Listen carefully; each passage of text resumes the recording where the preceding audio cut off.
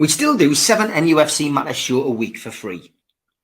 But if you want to help support NUFC Matters, then there are a few ways of doing it. Hit the like button on each live broadcast and video. This helps the channel grow. Hit the subscribe button and select the all notifications bell so you don't miss a single show. If you want to help us financially, then you can join the channel using this button with the membership starting at $1.99 a month. Or you can drop us a donation in the chat using a super sticker. We're also looking for sponsors. If you'd like your brand advertised on the flyers for the show and featured during the ad break, then email John at nufcmatters.com to arrange today.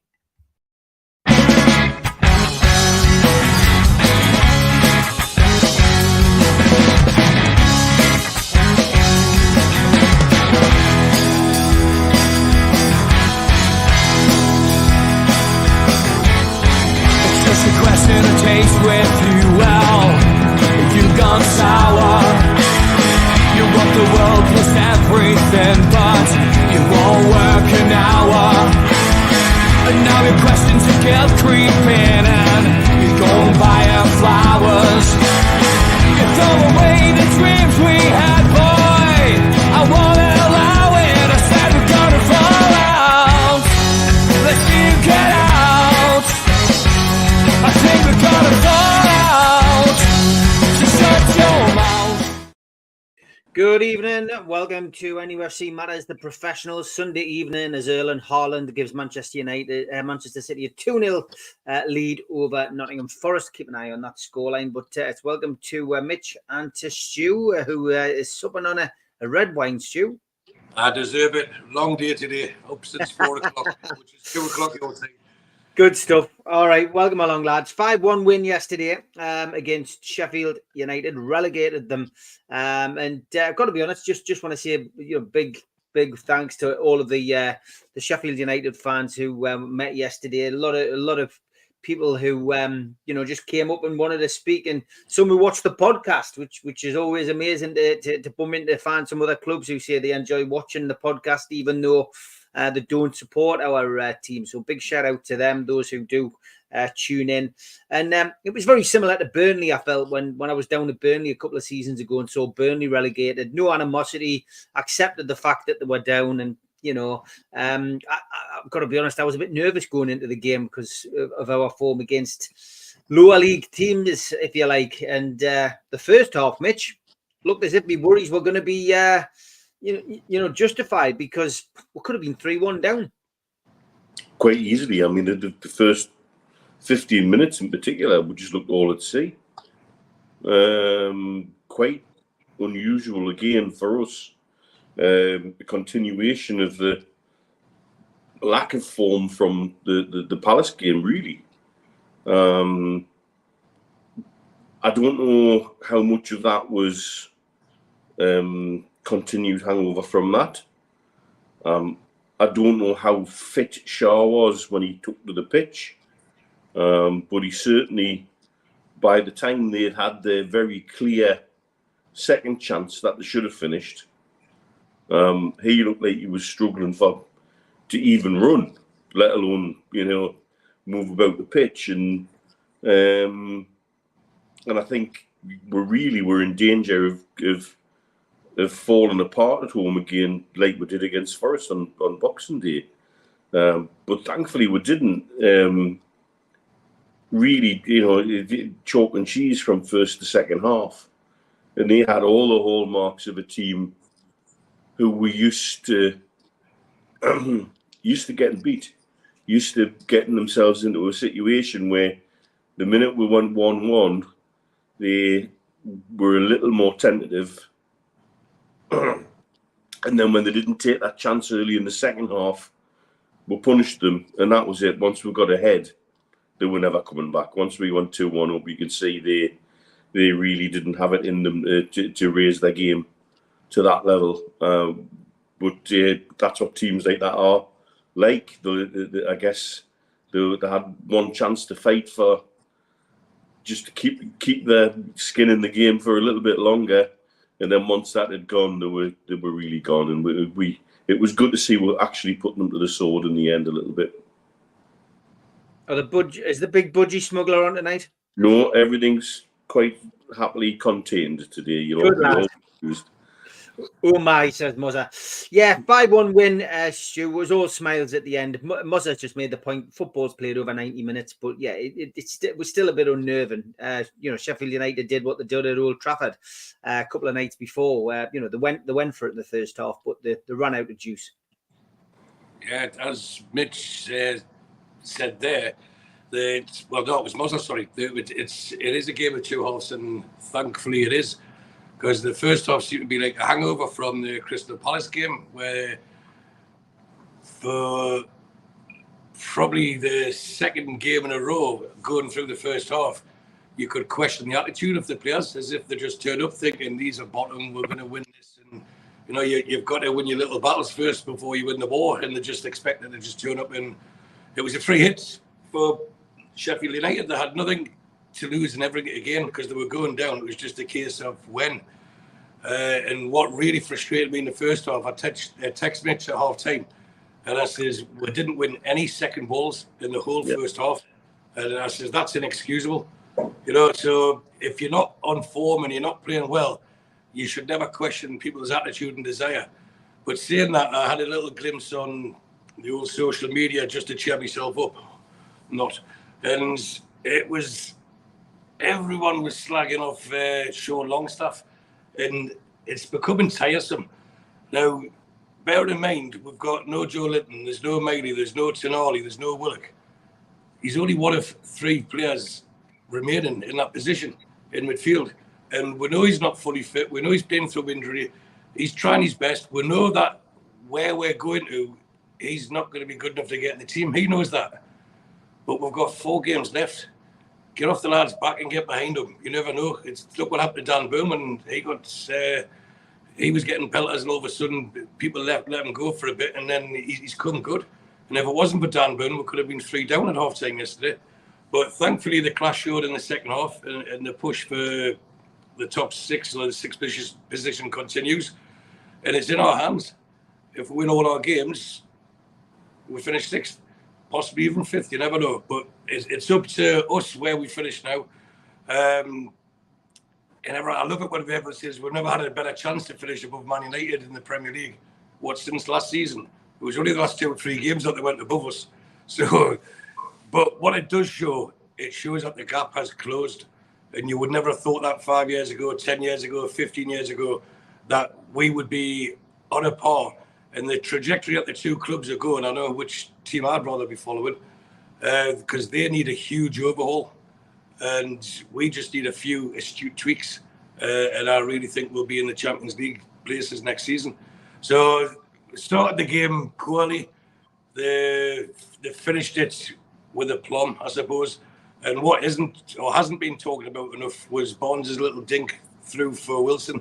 He was surrounded by players, and to have the nous to just chip it through, and he did. And it was a great finish by Wilson as well. So it does make a difference when you've got quality coming off the bench, and that's something that we've been short of all season.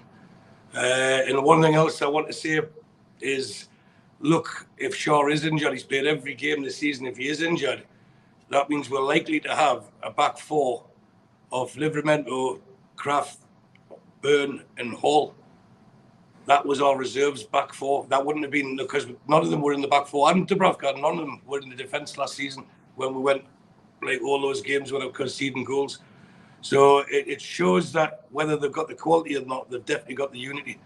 And we just need to get behind them as much as they can. And wherever they finish, whether it's 5th, 6th, 7th or 8th, it's been one hell of a ride. And against, stealing Phil Collins' words here, but against all odds, we're still in with a shout with 4 games to go. And it's just one big push. We can do it. We need to win 2 of our away games, I would say, and the home game. As long as one of the away games is Man United, then we'll be at least 6th. That's my opinion and predictions.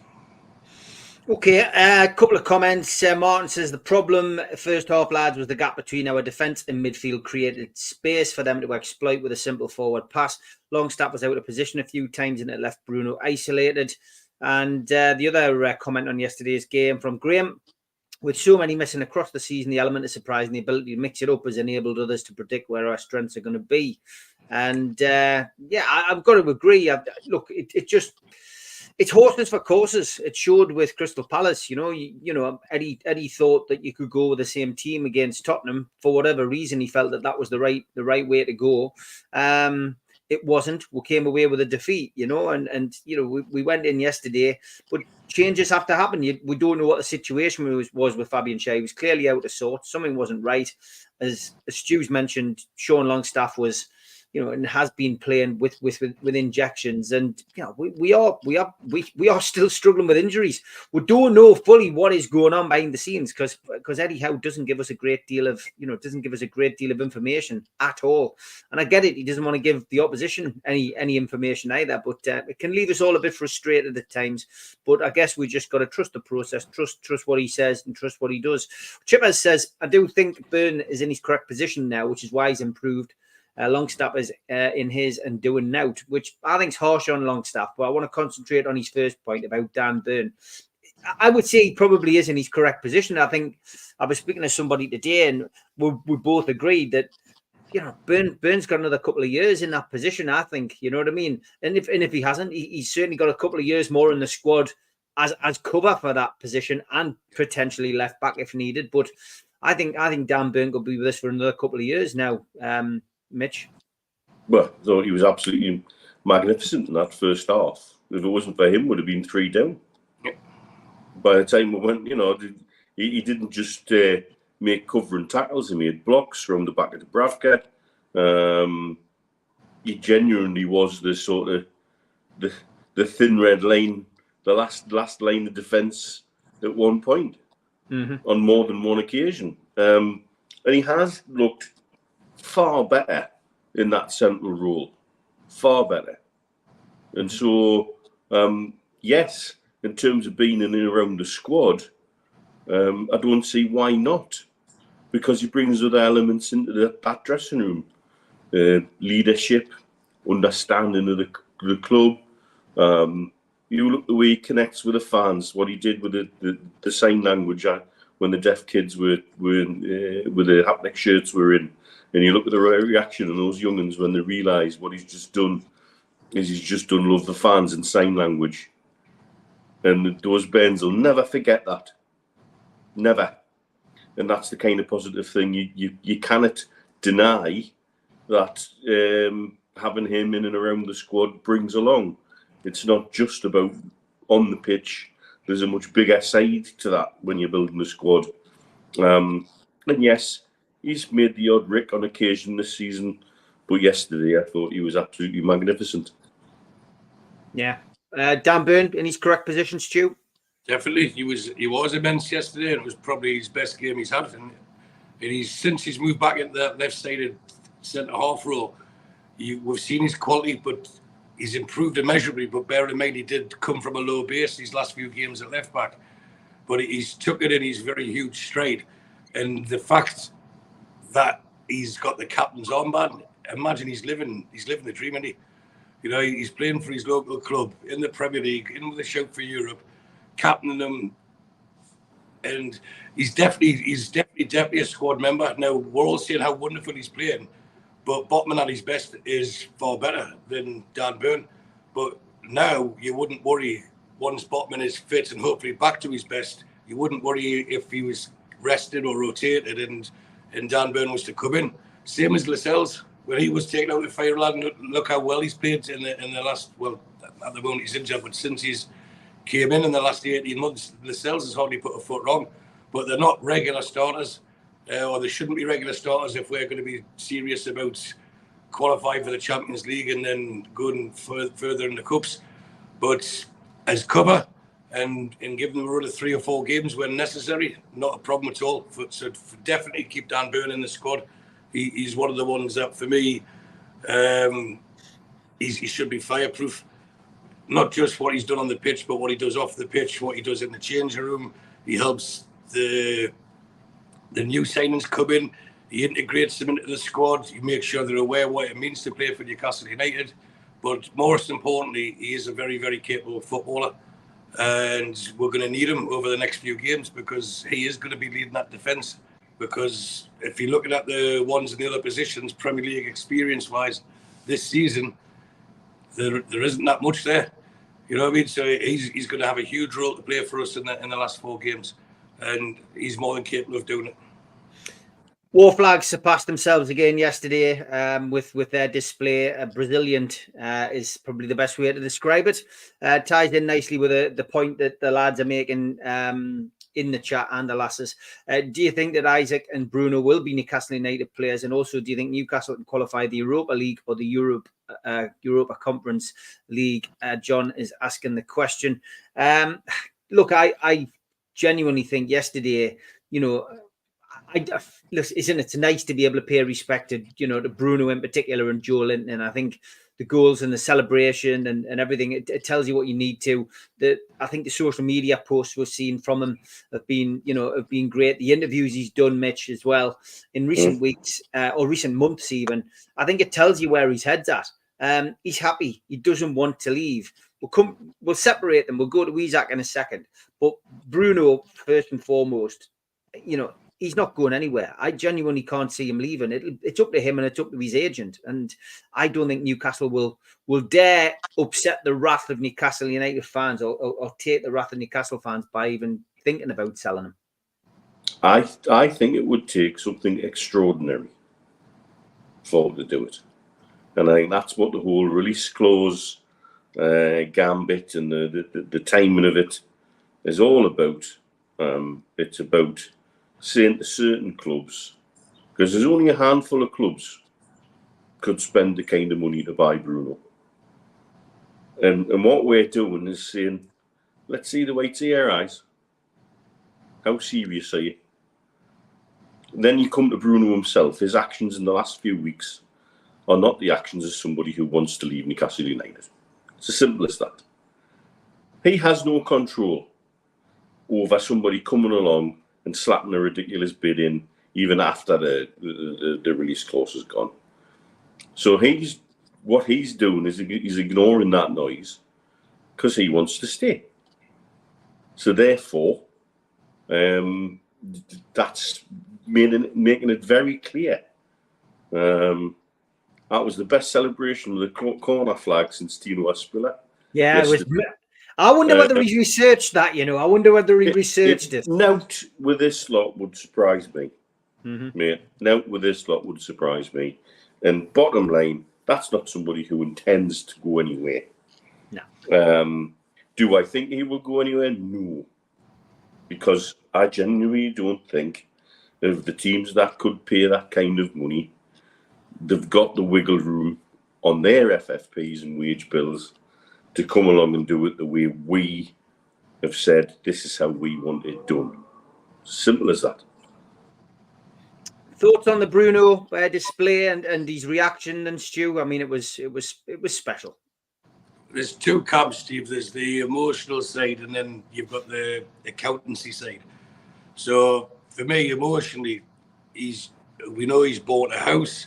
And not for a couple of quid, you know what I mean? It was 4 million quid. He's spent a lot of money on a house. Why would you do that if you're going to go? But there's so much more behind the scenes. Joe Elton signed a new contract.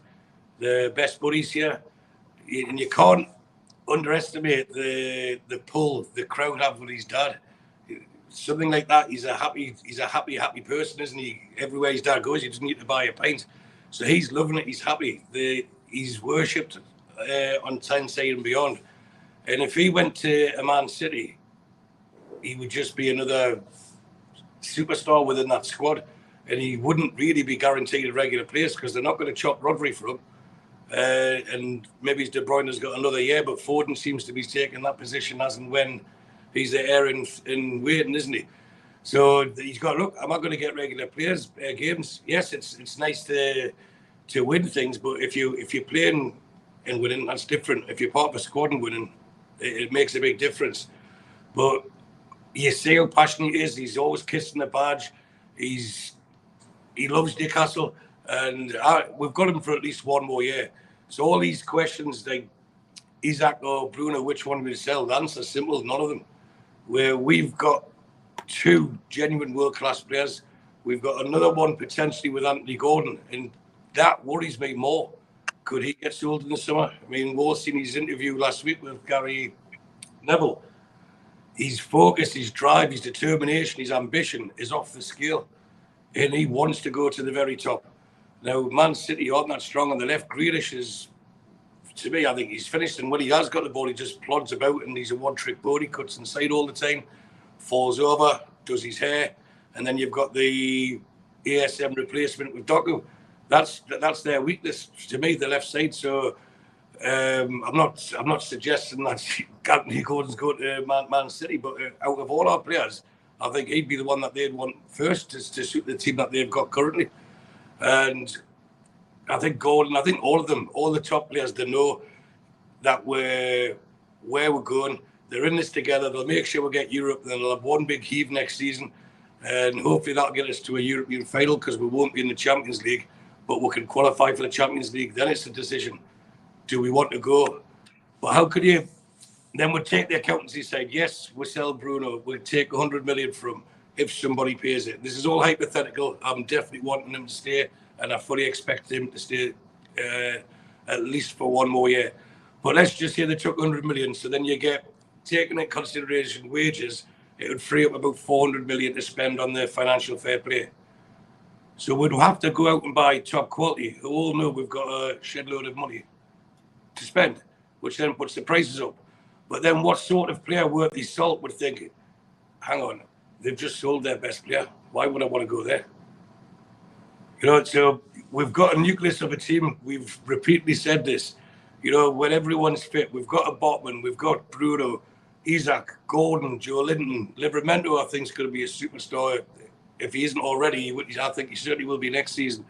There's a nucleus of a very, very talented 11 there that can be added. And you start looking around, who knows how Liverpool react. Arsenal, they might just burn away after 2 near misses in the last 2 seasons. Manchester United, we've already covered. Tottenham, we know we've got their number. There's no reason why we can't have a really good sustained challenge even for the title next season with the right signings. And when you've got these quality players in there, we know that we're going to have money to spend. We know there's more sponsorships coming. We know we've got the seller money. We know we've got the Champions League money. There's going to be the Sky money. There's so much money we can go out and think, do you know what? At some stage, we're going to have to go hell for leather. And I think this window will be the one where they'll take, not a big risk, but they'll take a risk that's worth taking, where it might stimulate them going forward, but instead of just doing it gradually, we're in a position now where others are faltering. We can just grab the nettle here and say, right, we're going for it. And I don't see why we can't. And Bruno leaving, I think if you just look at him, look at his passion, look at his face yesterday when he scored, he doesn't want to go anywhere. And if his agent tells him he has to, I think you'll probably find that he won't be his agent for much longer. He's settled on say his kids are born here. He wants to stay here. And it would take something, as Mitch said there, something absolutely crazy for it to be considered. You don't sell your crown jewels when you're trying to create something. And he's staying. And Isak, I know they're going to change his contract. They should be offering more money, time on the longer term. And the same with Gordon, because they seem to be getting all the bigger players in on longer contracts now. And it's show them what they mean to us and show them how committed we are. And as I said at the start of the show, a few astute additions, and we're in a position where we will be a force for years to come. And Bruno needs to be part of it. Imagine him watching us from afar win a trophy. He'd be gutted. Talk about Isak in a minute. Just want to ask your thoughts on this. Sutty says, have you got any further update on the director of football coming in? Quite interesting, because obviously after last week's show, we for the last couple of months we've talked about various potentials coming in. It was interesting to see a few newspapers running with a few of the suggestions which were mentioned on this show, and have been mentioned on the show since the whole Dan Ashworth story came off. Any further forward on this, do you think? Any other news on this that you lads have got? Nothing concrete from me. I've not heard any updates on the names that we're aware of, or that anything further has been taken as yet. Well, I had a discussion with someone who is aware of what has been happening, and I shared it with Mitch earlier in the week. And I think they've been looking for Dan Ashworth's replacement long before he has to leave. I think since the rumours that Sir Jim Ratcliffe was getting into Man United and his pal was getting there, was it Brailsworth, when he was getting there, it was quite clear that the links were there. And as I understand it, Dan Ashworth was asked by the club, what's the story? And he says, no, I'm not going, I'm not interested, I'm here. This, I think, caused a bit of a rift in the summer transfer window with him and Eddie Howe. And then when he did put his resignation in, he was asked, but you said to us, and he went, that's football, that's life. That's rumoured, that's what I've been told. I can't say for certain that's exactly what was said, but that's the information that was passed, that he was very blasé, stroke arrogant about it. And knowing how very wealthy Saudi people do business, as I do, that would get them to the point where they said, you know what is, in spite of the fact that the money's his wages, they would let him sit in his garden and run the contract out. So all this talk through the press that they're offering to, I think Mitch mentioned it on Friday, they're offering to, we're looking at like 15. They're lowballing on purpose to hopefully some mediator comes and says 7. It doesn't, or 8. It doesn't matter what any mediator says. He's our employee, and we'll release him when we want on a contract that he signed. So for Man United, let them play the games in the press. They're not covering themselves in any glory at all. They've been very disrespectful, not just to us, but to other teams. And then they start crying when they don't get their own way. Good. Let them keep crying. Is it true that we can't employ a new director of football? And is that true? No. No, not at all. You can have, why can't you? You can have 3 goalkeepers. Why can't you have 3 directors of football? Mm-hmm. You know, if they want to change it, they could say sporting director, or, you know, and cover like a lot bigger aspect, or even just football recruitment. They can give it a title to change the title and do the same job. There's easy ways around that. But this is just the Northwest and probably the London-based press trying to put pressure on Newcastle and trying to get the public opinion for the tide to turn against Newcastle. We are 100% on our rights, and if they do try to go down legally, they'll find that, and they must have more money than sense if they think they're going to challenge something that's he signed, knowing what was in it. So they thought they could just ride roughshod over little old Newcastle. Sorry, we're a different beast now, and this beast has just bit them back. So they're either going to have to come and pat our head and say, here's what you want, I'm really sorry about that, or Mr. Ashworth's going to sit with his gnomes in the garden, and he'll have to talk about that for the next 18 months, because that's how it's going to be, unless they stump up the cash. Yeah, Mitch, it's going to be interesting, this compensation package that we get off them, mate. I mean, arbitration, I'm not sure how it all works. I mean, you know, I guess they listen to both sides of the story, and then they come up with a suitable figure. I don't know what a suitable figure would be. I mean, I don't know whether there's been many of these cases gone to arbitration. There's probably not. And like many situations, you can guarantee at the end of it, either side probably won't be happy, but both sides will claim victory. But there's one thing for sure: this is about an individual who signed a contract which was front-loaded because of the history he has of jumping ship, and because the risk of being moved on because of that history, and he didn't know fine well what he was getting himself into. And I think genuinely there are questions about his behaviour and the way he's gone on, and his own personal ethics. And I think ultimately we're better off without him. And the more I learn, the more angry I get about it, the more I want him to rot. But at the same time, I'm at the point where I'd be quite happy to have Newcastle United move on from it, but on our terms, on more of our terms. And I think even any arbitration is going to delay things long enough. So there's no way he's going to be in place at Man United by the time that Man United want him to be. And that's probably more important to us than any amount of compensation. Just to clarify one thing, Steve. We don't have to go to arbitration. He's our employee. It's but the Premier League rules are, if there's a dispute like this, it does have to go to arbitration. Why don't we just say we'll sign one of their players and offer $1 million when they think he's worth 50? We'll go to arbitration. He's contracted, so they're trying everything they can to discredit what we're doing, and what we're doing is legally correct and morally correct, and what they're doing isn't. And the fact is, they've courted him, which was illegal. They've approached him when they shouldn't have, because they should have approached us, as we did to Brighton when we wanted their director of football. We asked for permission to speak with them, and then we agreed to their terms. We had him on garden leave for 9 months, and we paid a fee. Those are the rules. I don't understand what they don't understand about that, and why they're crying because they're not getting their own way. So if the contract states, this could open up. This could be a Bosman ruling sort of exclusive. If Man United get this for a ridiculously low price, if it did go to arbitration and that was ruled, then what's the point in having contracts? Okay, interesting. So you also wanted to mention a point we were talking about on the Amigos on Friday, Stu. Before I forget, what was that again?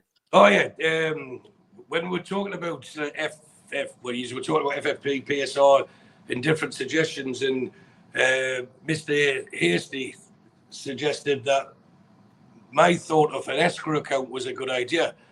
Now, that what was said about that was, sorry, what I said about it, and I don't think this was carried on to the show on Friday. What I said about it was, whether it's an escrow account, whether it's a bond, whether it's a trust or whatever, is the idea of financial fair play is to stop clubs going bust. So I wasn't saying have a limitless escrow account where PIF could pour 5 or 10 billion in it and would just blow everyone out the water. It should be related to the cost of running the club. So if the wages, etc., let's say Newcastle are spending 250 million a year, they would have to, if they wanted to go over the limits of financial fair play or whatever rules FPS are, or whichever anchoring, whichever way they're going to call it, whichever way it comes out, then they would have to put a bond in on the basis it was 250 million a year it cost to run the club. It covers everyone's salaries, etc., etc. They would have to put 1, maybe 2 years worth of that in to a trust. So if something did happen Chelsea-esque, then the people's jobs, the salaries are all secure. And they would only ever get that money back if and when they sold the club and all the money was transferred. And then they would get the money back. It was just wanting to clear that up because, of course, we've got, our owners have immeasurable wealth compared to every other owner in the Premier League. So that wouldn't make it fair. We can't sit here about things not being fair and then try to make it unfair for us in our favour. So if, for example, these billionaires that are running Manchester United, who seem to be the flavour of the month, because the Glazers are loving this because they're just taking the money and they're getting none of the grief now. So if they wanted to go over their limits, they would have to put 2 or 1 year's worth of their salaries, etc., into this escrow. And then it becomes fairer. And for me, the reason I said that is it wasn't just from a Newcastle stance. You've got things like that, what's happening at Nottingham Forest with their owner. He's obviously keen to develop the club and make it better. And he's limited.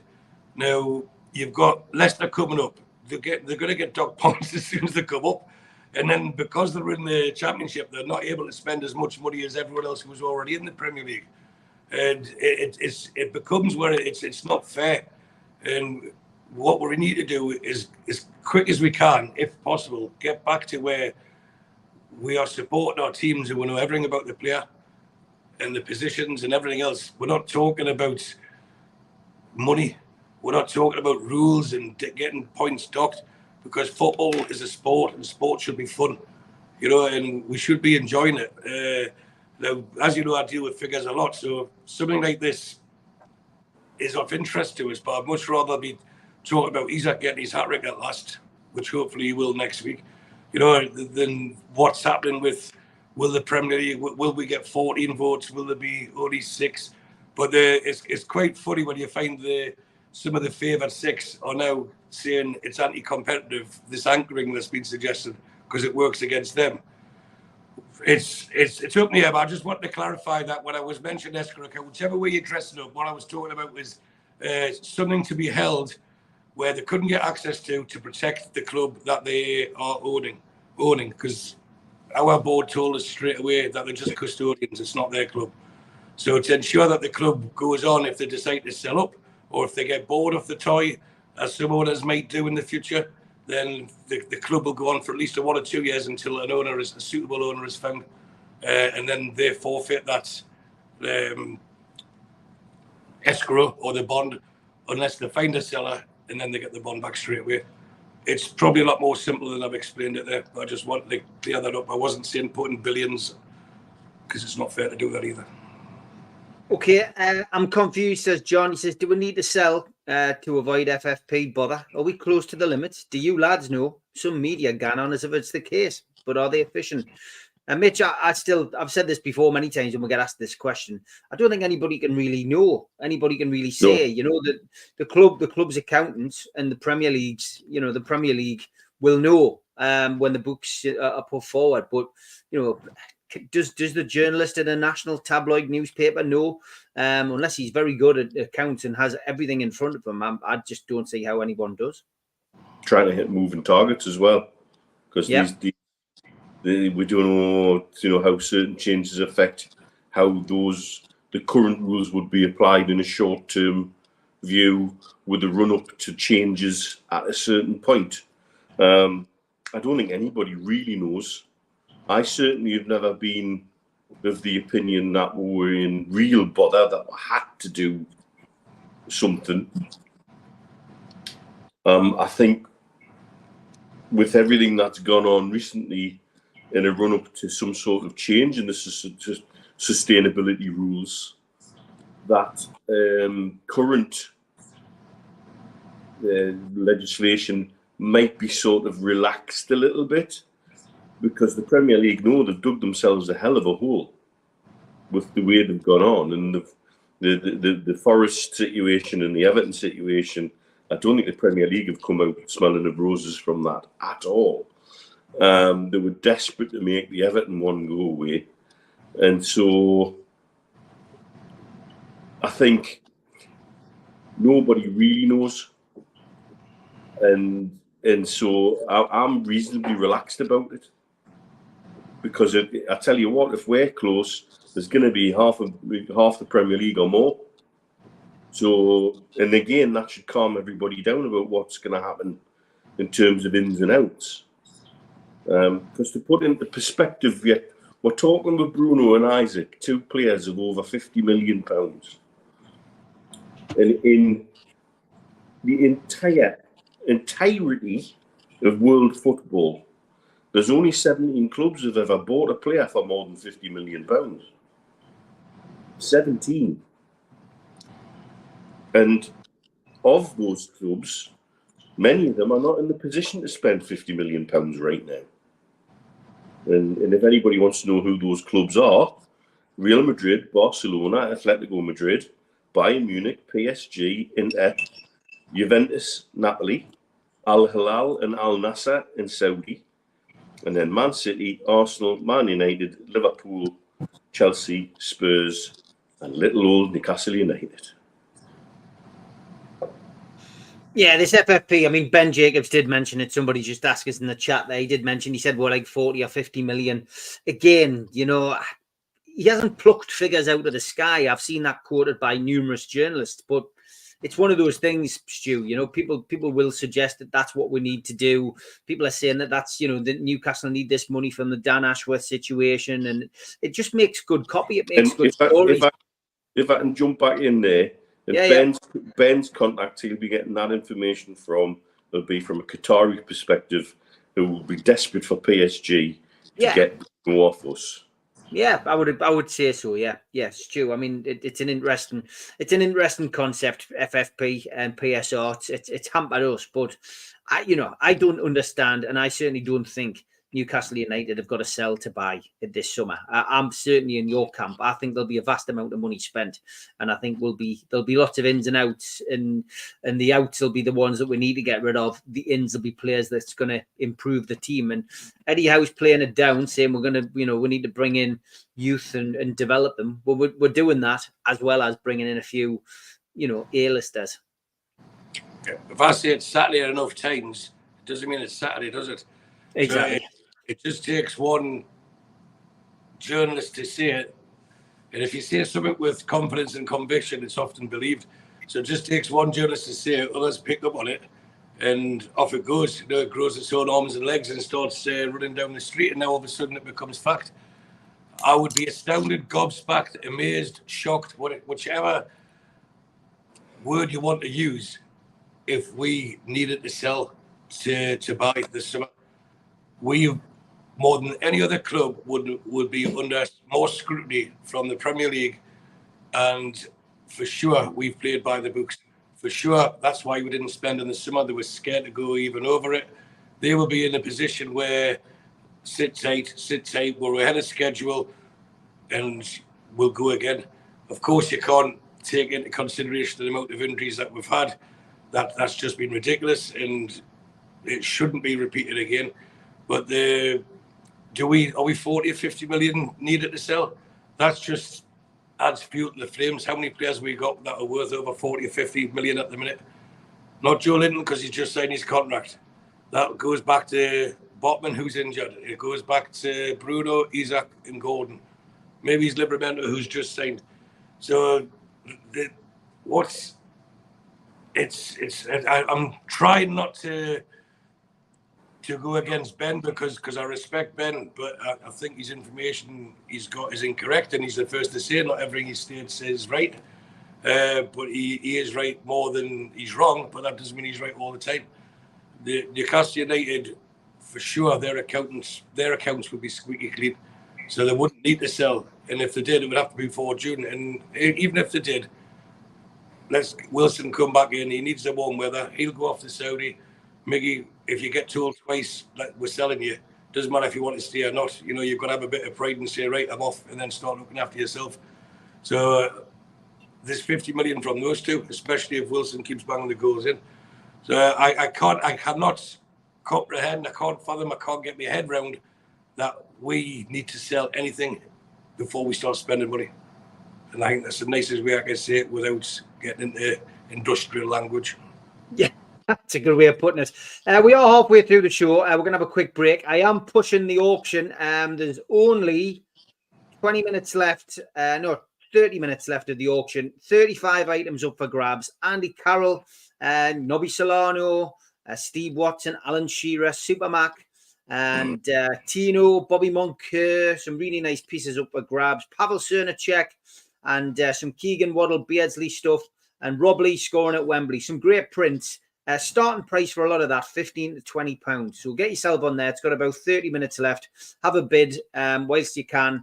Don't miss out. We'll post everything out this week, whoever the lucky winners are, but some great items to have. But we will have a quick break. Still plenty to come on NUFC Matters and Professionals. We will be back after this. A big thanks to all our sponsors, Skips and Bins, telephone 0800 25 45 25 3, email inquiries at skipsandbins.com, website skipsandbins.com, easy contract free and pay-as-you-go waste collection. Thanks to Mr. Vicky's Sauces, handmade in Cumbria. Their website, mrvickies.co.uk, telephone 01768 210 102, or email info@mrvickies.co.uk. Thanks to United Group Travel. There are no strangers in our tours, just friends you haven't met yet. Their website, unitedgrouptravel.com. Email beverly.ugtl@gmail.com. Telephone 01670 632 460 or mobile 0791 666 4174. Thanks to Media Arts for the technical side of things. And you can also find us as a podcast on iTunes, Spotify, or other podcast providers. You can subscribe to the channel by hitting the subscribe button underneath this video. Hit the all notifications bell so you don't miss a show. Hit the thumb up to like the channel and click share to your social media. If you want to join the channel, then click join for as little as $1.99 a month. If you want to become a member for a one-off £25 payment, email John at nufcmatters.com or go to membership at the website nufcmatters.com. If you've got a smartphone, hold your camera over the QR code and it'll take you straight there. We also help the food bank on this channel. Go to nufcfansfoodbank.co.uk to the matchday bucket and you can leave a virtual donation today.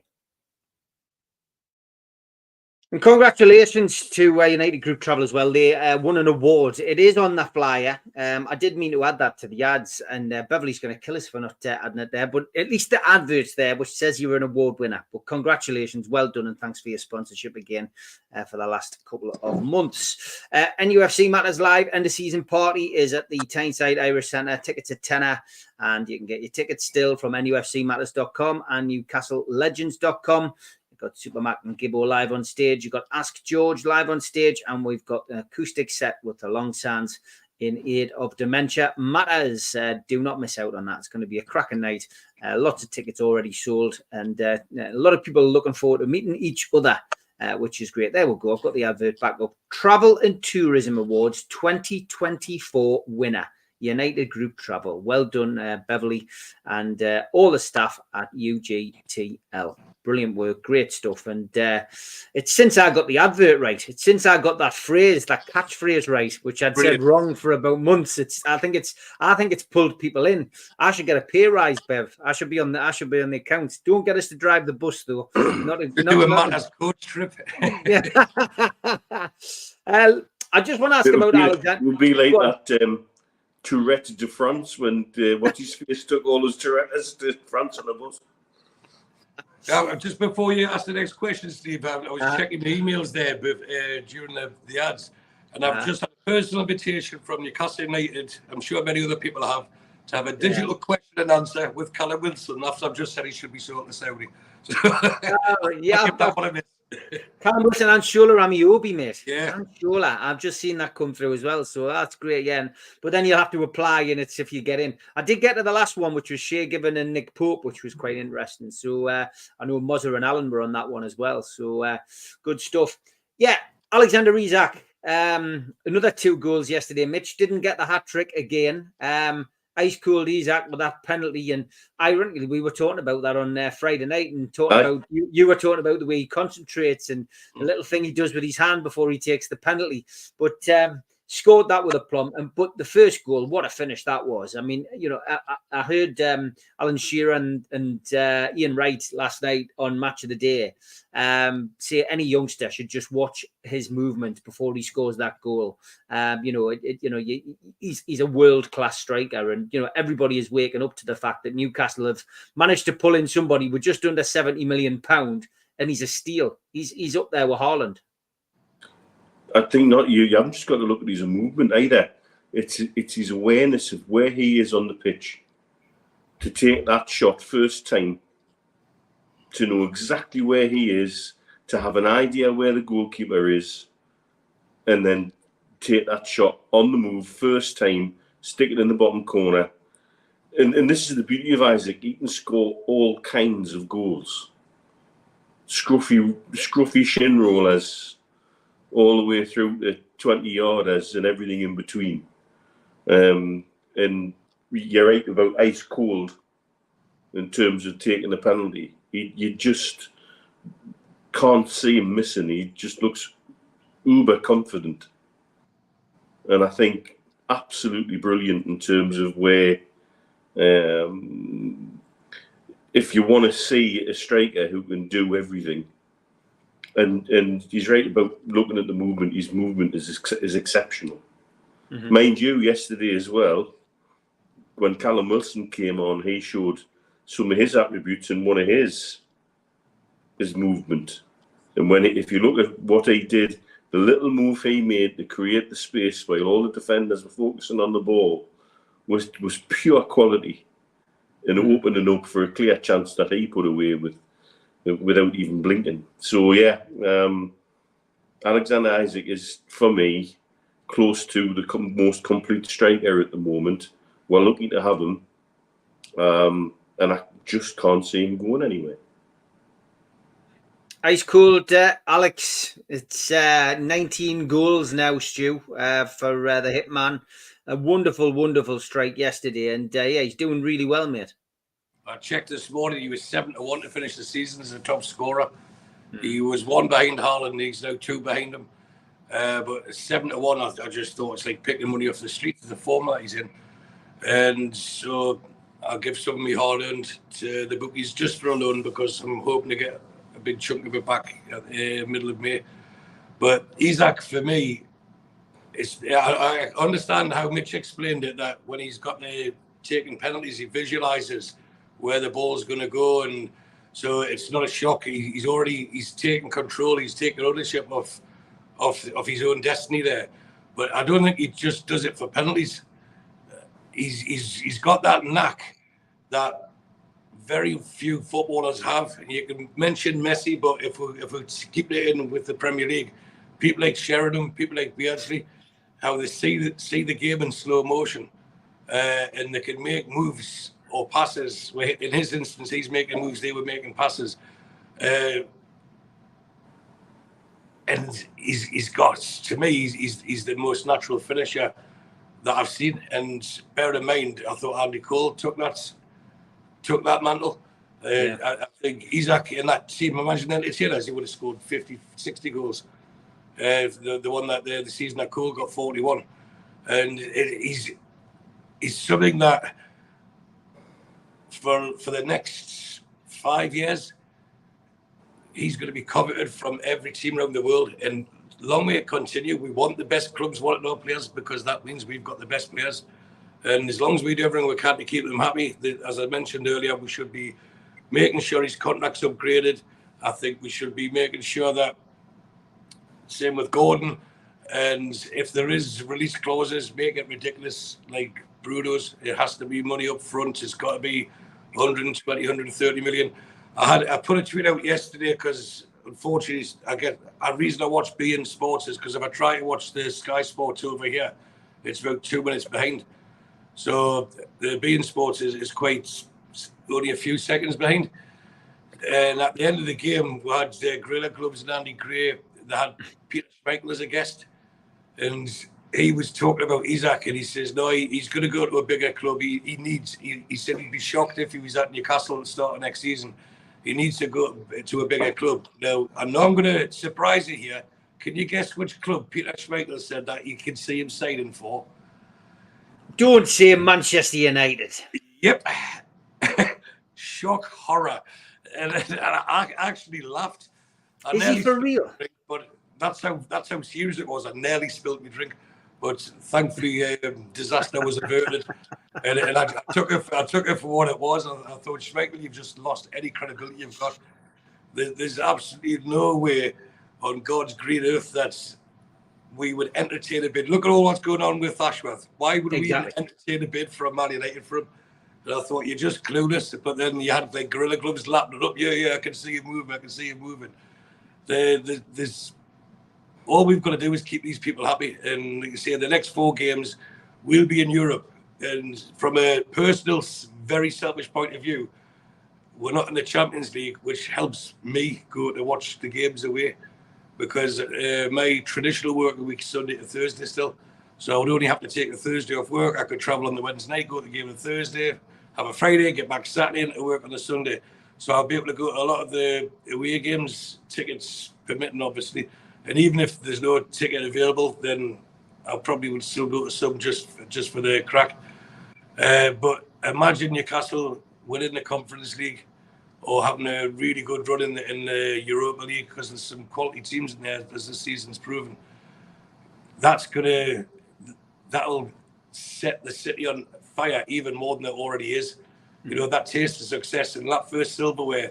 And there's something that Gordon alluded to in his podcast with Gary Neville, that you'd be a legend for life, and they genuinely would. And if you've got someone like Isak, which was the original question, someone like Isak on form and fit,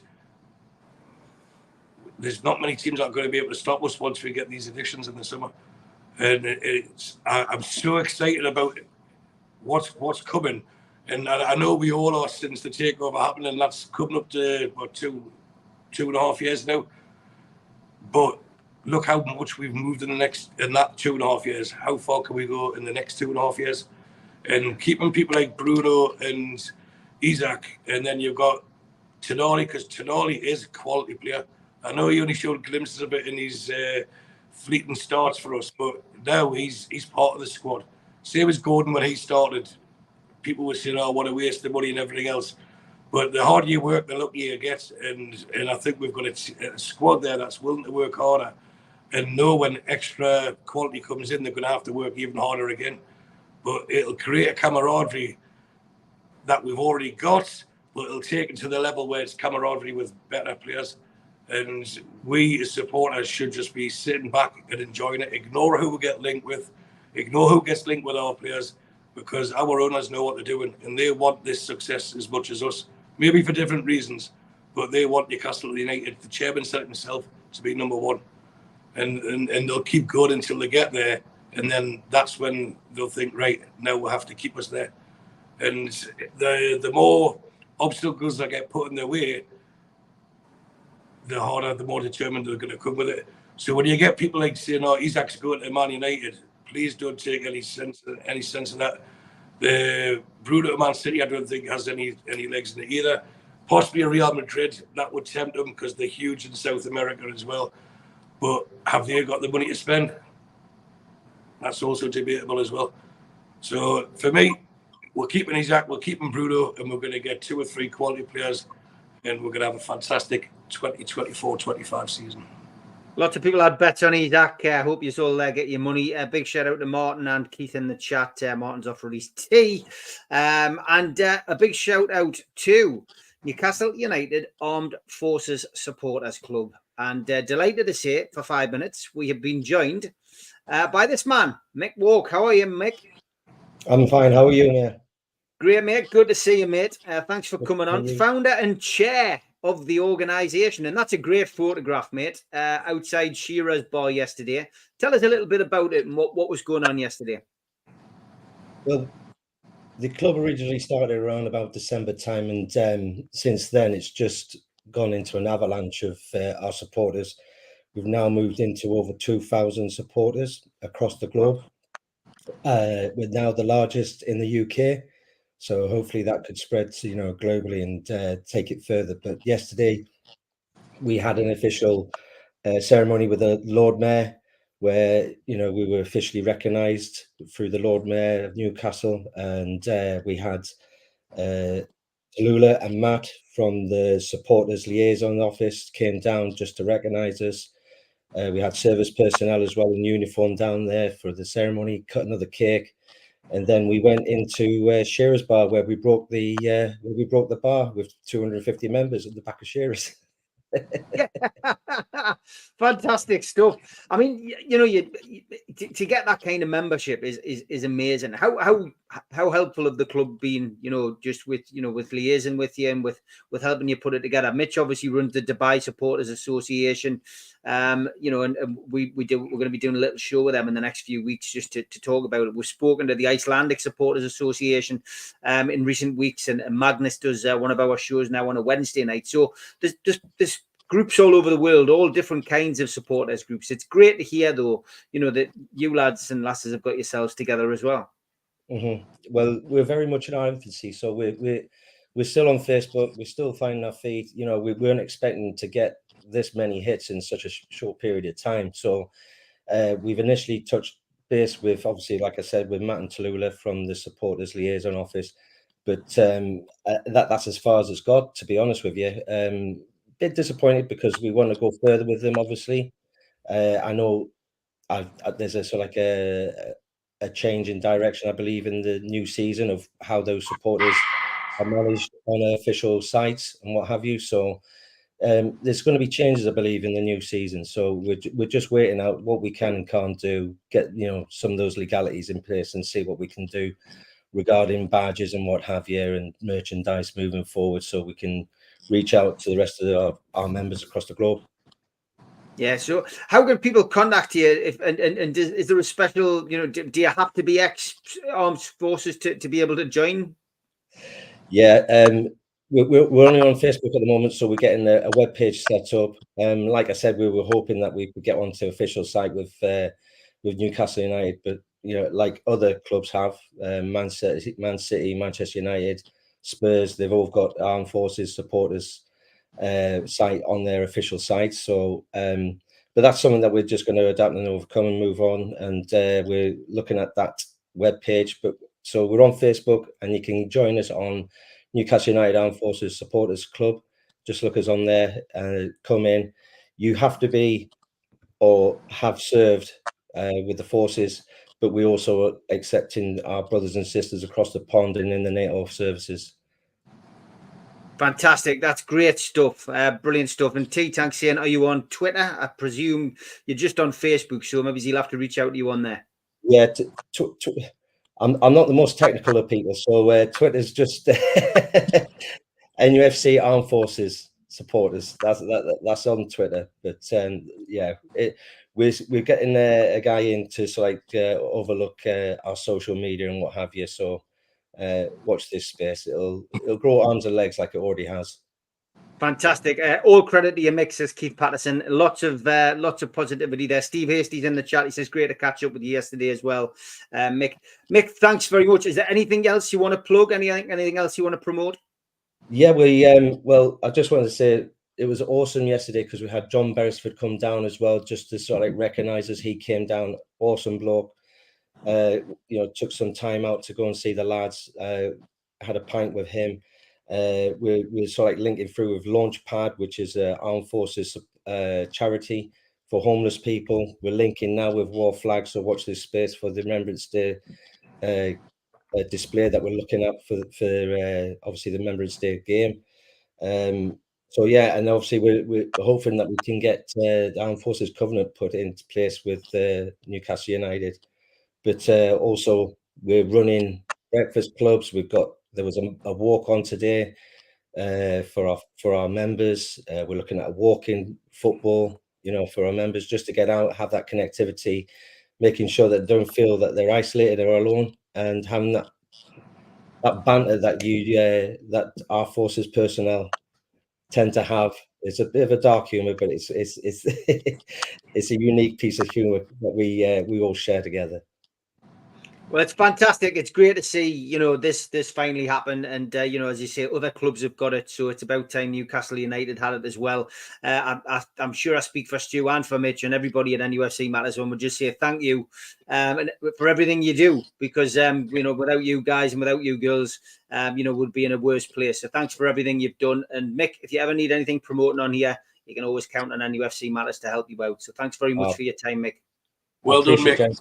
Thanks very much, Stu. Thanks, Steve. Cheers, Mitch. Take care. Thanks very much, guys. Bye-bye. Great to have him on, and a lot of heroes, in that organisation, I'm sure. And I'll repeat it again. We'll thank them for what they've done for us and what they continue to do, because that is one of the hardest jobs in the world. But thanks for that. And afterwards, the government tend not to look after them. So keep the faith. Support them, and anyone who's ex-services, please go and join them. You heard the details, and if you missed it, if you just tuned in late, you can watch this back afterwards, and you can get all the details from Mick as well. They'll get there with the club eventually. That's one of the things we're doing with the club at the minute, is to try and have official supporters club status. And sadly, there's a lot of legal things you've got to jump through to do that, and that's why they're experimenting with us, because we're seen in Dubai as one of the more organised sets of supporters. And so get us through the process, and then we've got a framework that other people can use. So it'll come eventually. Brilliant. And again, it shows you how far behind a lot of other clubs actually left with, with things like connections to supporters groups and stuff like that.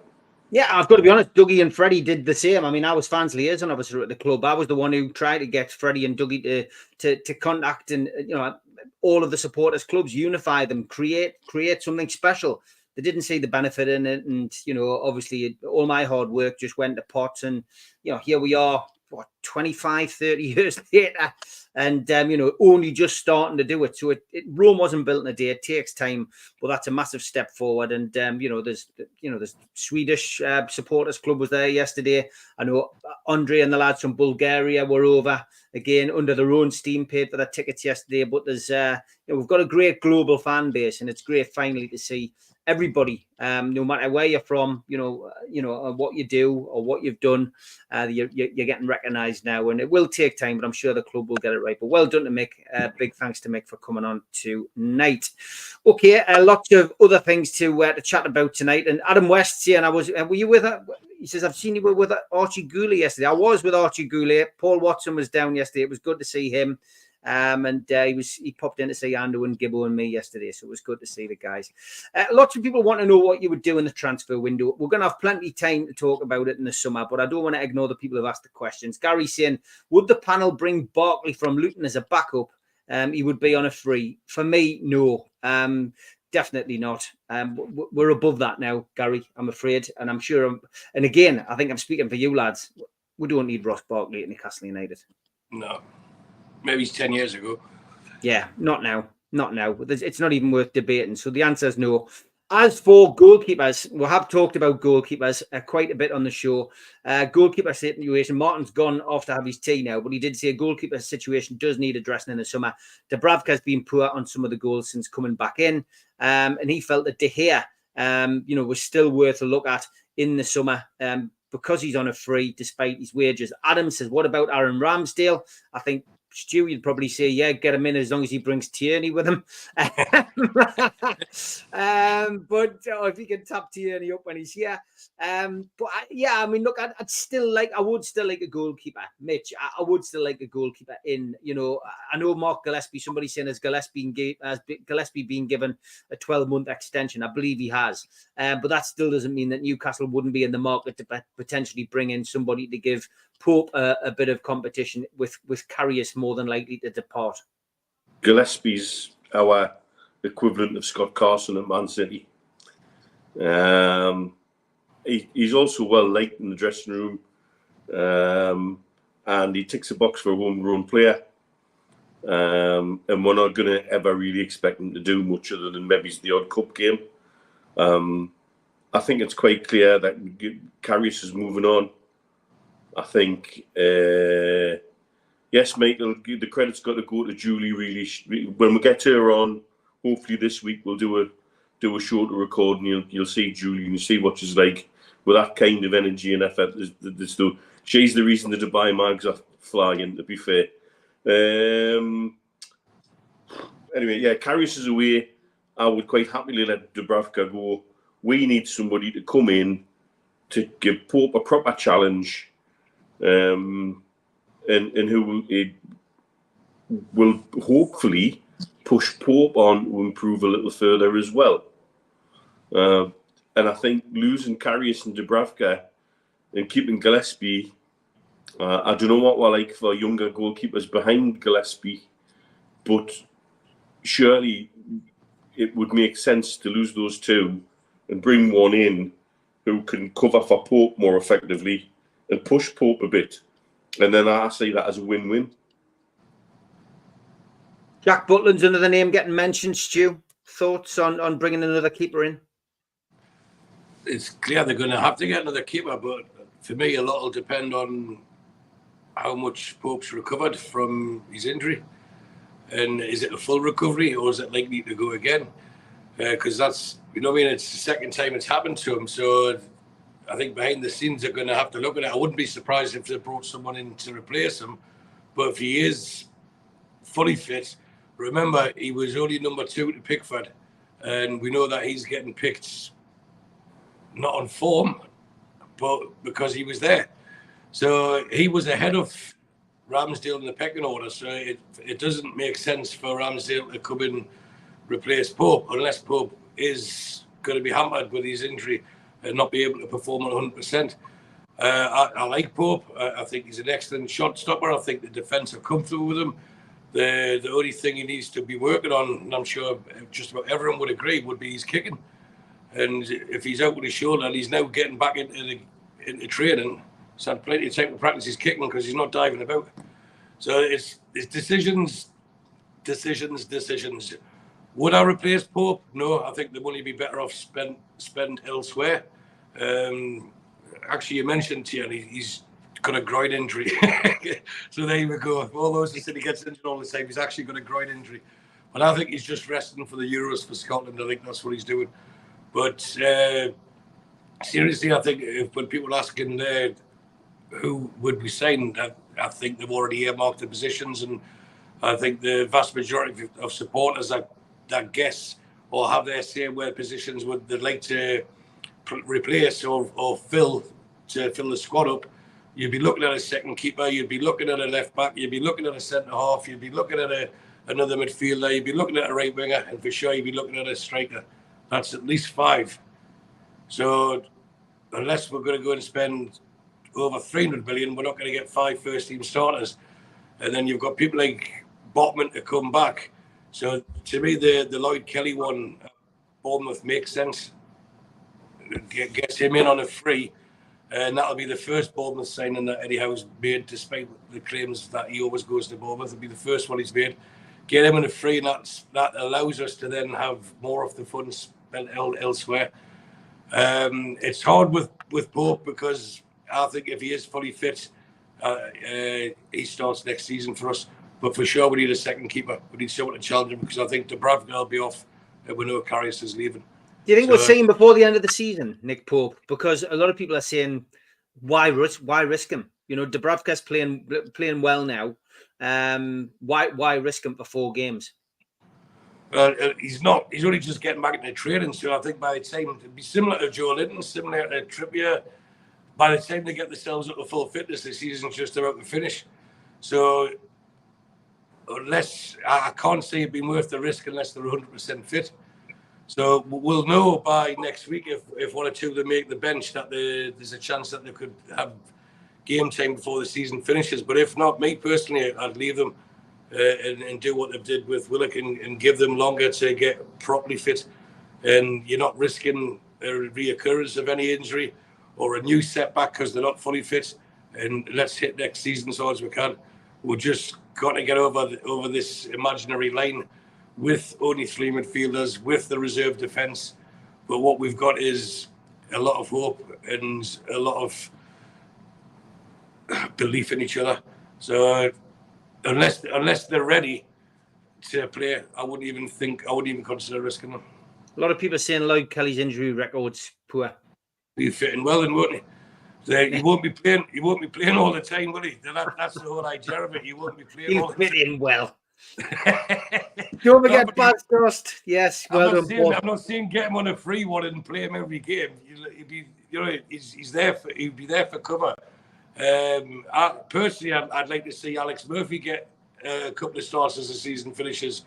And I know I've seen Keith put in the chat. He predicted 6-1 on Friday. I actually did bet 5-1, and I shared the bet with you, didn't I, in our group?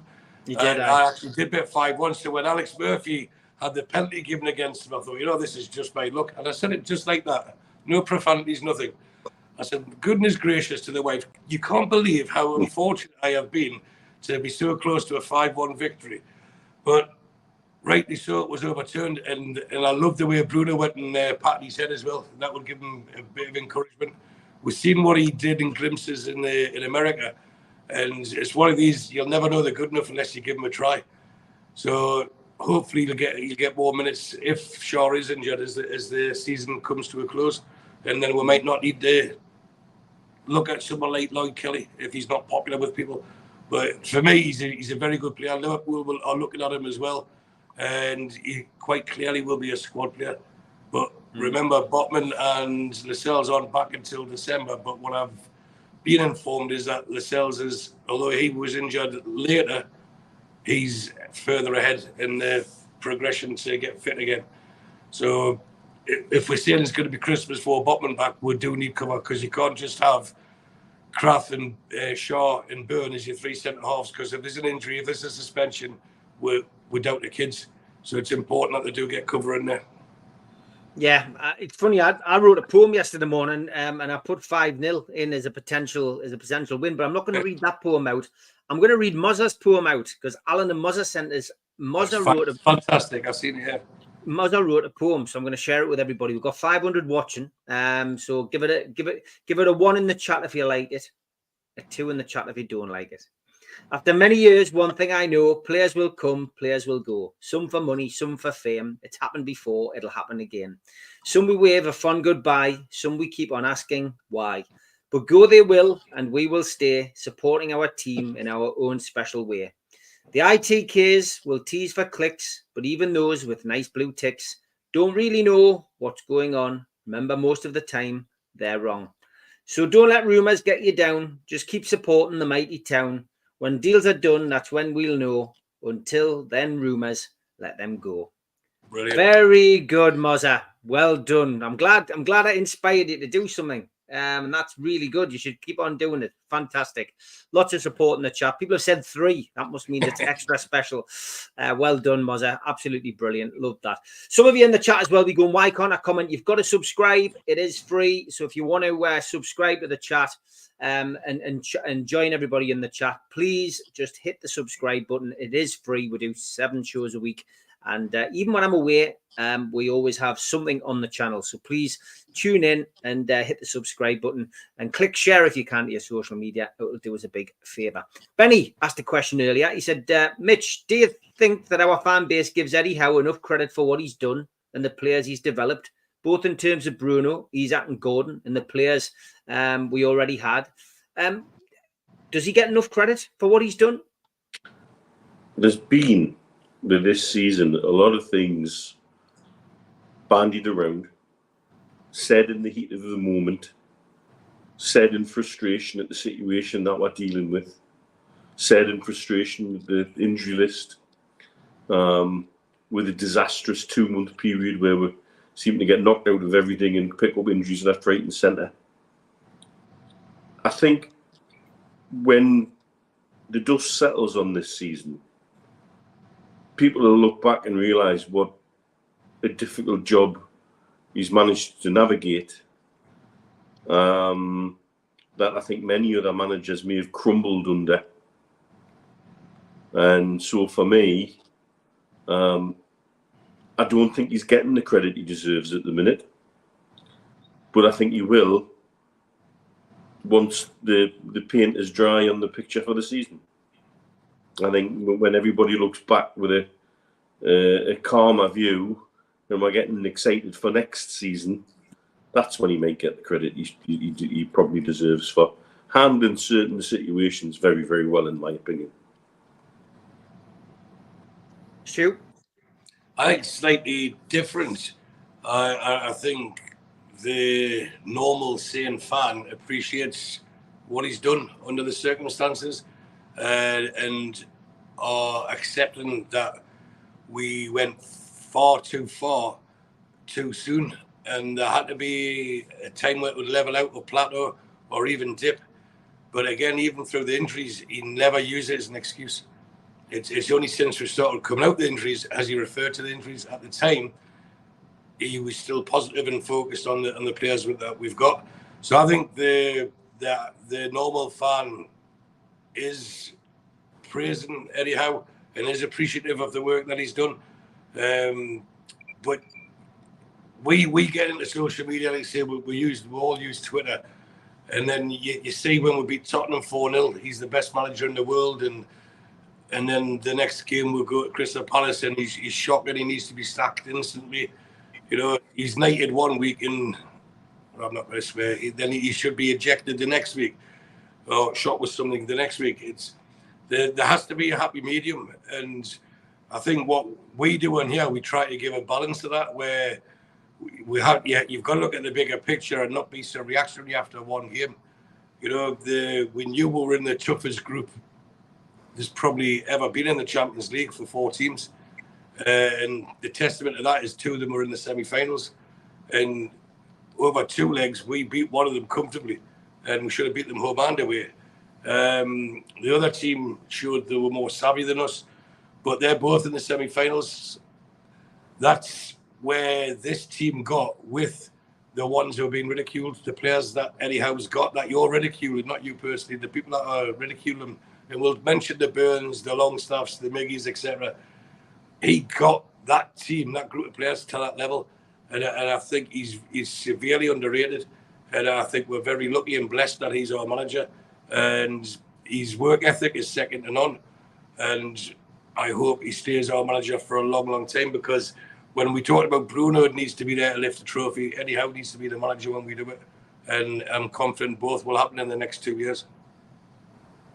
You can sense the respect from the likes of Clock and Pep for the likes for Eddie Howe speaks volumes. I think you're right. I think we have seen a lot of respect for Eddie Howe, and 3 seasons at the club, you know, give or take a couple of months when obviously the takeover went through, and unbelievable. He has done really well, and whether we get to Europe or not this season, we will. I think now Europe of some shape. With the injuries and that, I just don't think any other manager could have done what Eddie Howe's done this season. But he's remarkable. He's another record he's broken this year. This team has scored more goals than the Entertainers in 95-96 and the 96-97 team. And we often used to say they were the best teams in recent years. You know, they scored more goals. Okay, they might have conceded more goals, but last season they broke that record. They didn't concede. They conceded the least amount of goals in the Premier League. So Eddie Howe's breaking records left, right, and centre. The one thing he needs now is to win a trophy, and I think that comes next season. I really do. I think that comes next season. Jules says NUFC matters in this show, especially, is not reactionary. Points are debated with logic and reasoning, not with seeking drama for clicks and likes. That's very kind of you. Thanks very much for that. Jules, Sutty asks this. I did put this in me Twitter post earlier on, saying potentially we could be talking a little bit about sponsorships. We were going backwards and forwards in our WhatsApp group, weren't we, about this, and a suggestion as to what could happen, I guess, Mitch, was what we were talking about. Nothing, not built on anything that we've heard, but just a potential way around maybe things that might happen. What you know, any other potential sponsors, or what was? Do you want to share what we were talking about? I think in terms of potential sponsorships, I think one thing that I'm aware that they're doing are talking with pre-existing sponsors about, well, do you want to get more involved? Do you want to sort of up your involvement? Do you want to go from this to that? So we know we've had 2 or 3 existing sponsors in recently for discussions about upgrading the sponsorship, for want of a better word. I know we're going to be filming quite a few things in the next few weeks.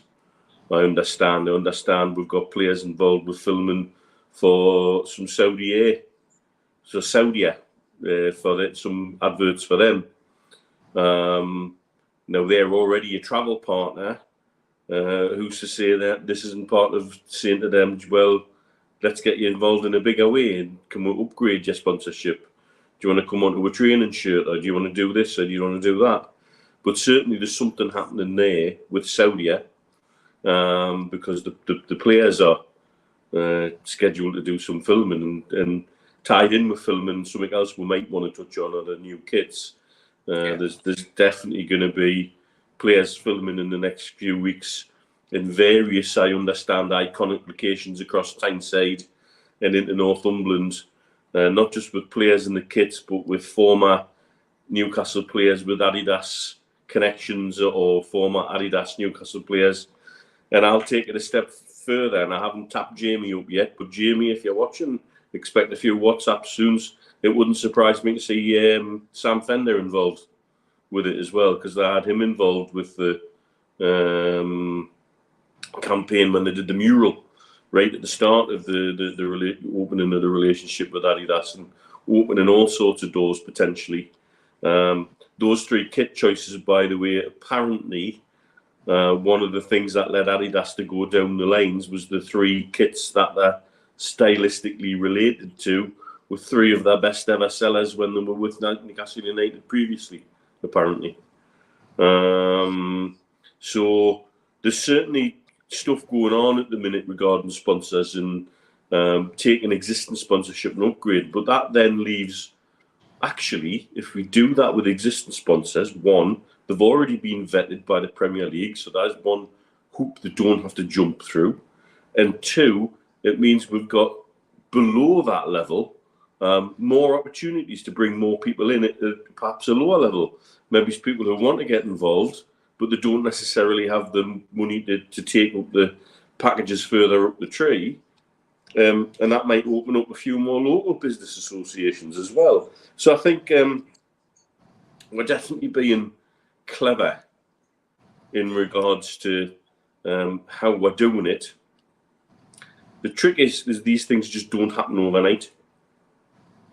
But equally, why wooing current sponsors to get more backing out of them makes sense to me, is that it can happen quicker because there's not the vetting process to happen. It's already been done. Everything will go through on the nod. Happy days. Thoughts on the sponsorship, Stu? Well, I do have some inside information. You know, when they did for the RNID a couple of weeks ago for the Tottenham game, there's a Dubai-based charity, pet charity, that save the budgie, don't smother the budgie with socks. Company that's going to start sponsoring Newcastle about being cruel to budgerigars. Did you get that, Mitch? I'm not cruel to any animal, in particular everyone. No, but we're talking about the sponsors and thinking outside the box. But we're in the same group talking about things, and Stella can expand. But we've got owners, although on the board sits Jamie Rubin. We all know it's his dad's and uncle's money, and they're one of the wealthiest families in the country, and they make the money from buying land and developing it and building it. Why can't they buy the stack? It's a separate company. Why couldn't they buy the stack, buy the land there, and when we move ground, hopefully just a little further north in Leazes Park, they've got some real estate there that they can develop and sell. So there's so many ways. We have a very focused and savvy board, and they will employ the right people to do the right things. I am quite more relaxed about it now. I was a bit angry earlier in the year, at the start of the year actually, with the statement that Darren Neal's made, because it's created issues that didn't need to be created. It started people panicking when there was no need to panic. And I understand the statement was to temper expectations, and it might have been a bit of gamesmanship with, look, if we can't spend money, how can someone else spend money? So a lot of smoke and mirrors with that, but there's so much more that can be sponsored. Saudi for sure will be putting more money into the club, but I know Mitch, myself, and Steve Hasty over the last 2 or 3 years, even before the takeover happened, we're talking about if and when it did happen, it would be a case of the airport would need to be expanded. But they'll then encounter the same situations where you have the Friends of Leazes, you know, that rat-infested park, and it is full of rats. And it's the NIMBYs that we've talked about. But sometimes progress has to happen. Otherwise, you know, I've got to be very careful without insulting certain groups or factions. The vast majority of people in Tyneside want a successful Newcastle United. And if it means that the airport gets bigger, it creates more jobs. More people will benefit from it. If the stack gets sold and the club gets moved, and they'll create something there, whether that be a hotel or 2 hotels. Maybe Chelsea might buy 2 hotels if they build them. But it could be a hotel, it could be office buildings or whatever. That creates more jobs, which makes Newcastle more attractive. It's investment, not just in the football team. It's in the city, it's in the conurbation, it's in the region. And really, this progress needs to be happening sooner rather than later. And I think they're waiting just to press the button and they'll get the green light. But regarding sponsors, we all know there's a big gaping gap on training grounds, on the training gear as well.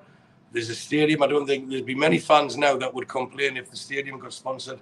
We all know it's St. James Park. We all know it. And I keep using Aramco because that's the easiest one. But Aramco at St James Park, would that really bother anyone if it gives us £40 million extra a year? Of course not. I wouldn't have thought so. So there's so many things that they can do with it, but they are towing the party line. But the shackles will come off, and when they do, we will be untouchable. And I think they're starting to push to that now. And tomorrow's, as I just about to mention, this anchoring thing tomorrow, if that gets pushed through, we'll see a different Newcastle United in the next couple of months. Yeah, well, we went to the park last year, Stu. You're right about rats. Sunday afternoon, family having picnics and rats running around, says Mother. Yeah, it is. Is that a poem? It's a poem. It is. I might write one about rats running around Lees's Park tomorrow, unless Mozza beats us to it. That's true. Now they do. There's loads of them. I've got loads of pals that tell us, why are people trying to protect that? You've got to look at the bigger picture, and that could create a super stadium. I hate this Wembley in the north. Wembley's the south. We'll create a magnificent stadium for Newcastle United that we can all be proud of. And then what happens with the other land, where St James is now, create a nice park, a beautiful park there. Mitch and Steve Hasty were with us in Riyadh not so long ago, and you've seen what they've done with Wasteland, with the boulevard there. It's amazing what can be done with just a bit of imagination and a bit of license to trust people and say, we've got your back, we want to do the best for your people. That can be done. Then the stack becomes commercial real estate, and I can't see why the Rubens wouldn't want to buy it. Lots of people talking about budgies. We'll finish off with this. My budgie broke his leg today, so I patched him up as best I could with a Swan Vesta matchstick. His little face lit up, along with the rest of him. I'd forgotten I'd lined his cage with sandpaper this morning.